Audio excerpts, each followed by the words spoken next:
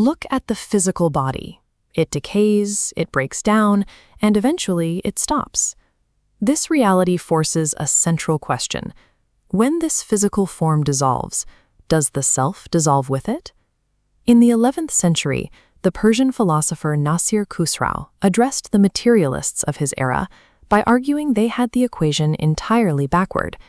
In his text, the Khwan al-Akhawan, he developed a rigorous logical defense of human immortality. His argument is precise. The survival of the soul does not depend on the body in any capacity. He argued that equating human consciousness with physical survival misses the underlying logic governing how all things are structured and sustained. If we define our existence strictly by what happens to our flesh, we reduce our complexity to the level of grazing beasts. To understand the self, we have to look past the surface. Khosrow asks us to consider two trees, a common willow and a highly prized date palm. On the surface, they share the same basic biological structure: trunks, branches, and leaves. This diagram illustrates Khosrow's point. Cut them both down and watch their behavior. The willow instantly sprouts new branches. He offers the human dream state as empirical proof of this independence. When you sleep, your physical senses shut down, yet your mind continues to speak, hear, and navigate complex environments without using a single bodily instrument.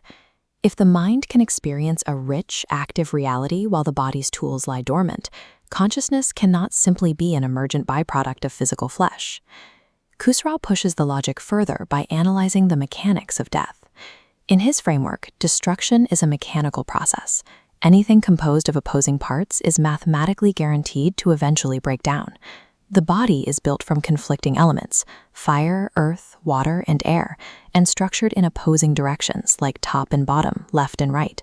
These elements naturally repel each other. They are only held together in a temporary physical truce by a unifying force. Khosrow calls this the mediator, the soul itself. Because the soul is the singular, simple force doing the uniting, it contained no opposing elements within itself. It lacks the internal conflict required for decay. The soul's immortality is a logical necessity. It does not possess the mechanics required to die. We can test this by looking at the distinction between what a substance is intrinsically and what it merely borrows, known as essential versus accidental properties. Consider fire and iron. Fire is intrinsically hot and bright. Iron is intrinsically cold and dark. When you place them together, the heat transfers into the iron and the iron begins to glow. But when you pull them apart, the iron reverts to its cold, dark nature. The fire loses absolutely none of its heat. Khosrow maps this to human existence. Life and movement are essential to the soul. The physical body is like the cold iron, temporarily borrowing life from its proximity to the soul. At the moment of death, the physical body merely loses its borrowed energy. The soul walks away fully intact, taking its intrinsic life with it. This rigorous logic influenced the broader Persian poetic tradition. The architecture and culture of the region became deeply invested in these metaphysics. 2 centuries later, Jalal al-Din Rumi echoed this framework when he wrote, "The body is a tent for the spirit." This mirrors Khosrow's definition of the body as a temporary tool for manifestation. Rumi viewed the decay of the flesh as an illusion, urging his readers not to grieve the decaying mortal frame, because the actual source of consciousness remains everlasting. Hey everyone, if you enjoyed this video, hit that like button and don't forget to subscribe. Drop a comment below. I'd love to hear what you think. Your support really means a lot and helps me keep creating content for you all. Thanks so much for watching, and I'll see you in the next one. For this entire philosophical lineage, physical death was not a tragedy. It was seen as a liberation from a heavy, ignorant fetter. This Persian model aligns with classical Greek philosophy. Look at this marble bust of Plato. In his text, the Phaedo, he tackled the exact same problem. Plato utilized an identical logical proof. He argued that only composite things, things made of parts, can be scattered and destroyed.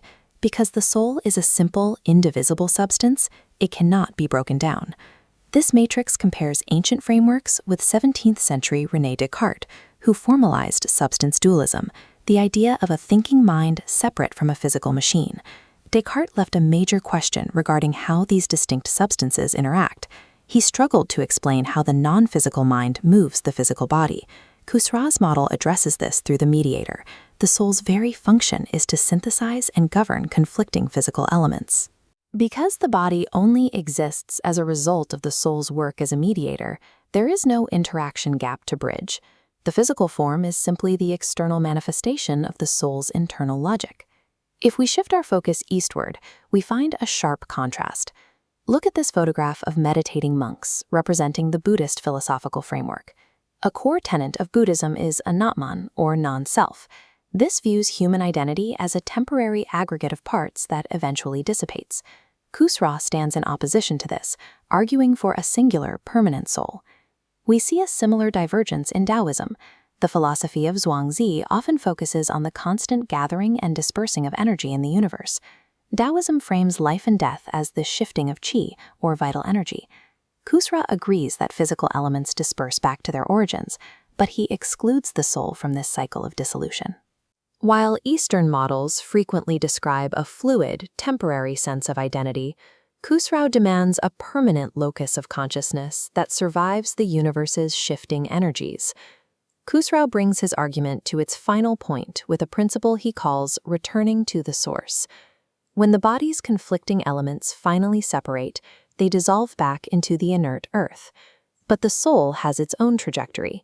It returns to its intellectual origin. Khosrow argues that everything which returns to its origin becomes more potent. Because the soul is no longer diverted by holding physical elements together, it reaches its full, unhindered potency at the moment the body ceases to function. To thinkers like Khosrow, the disintegration of the form marks the transition of the soul into its most enduring and powerful state.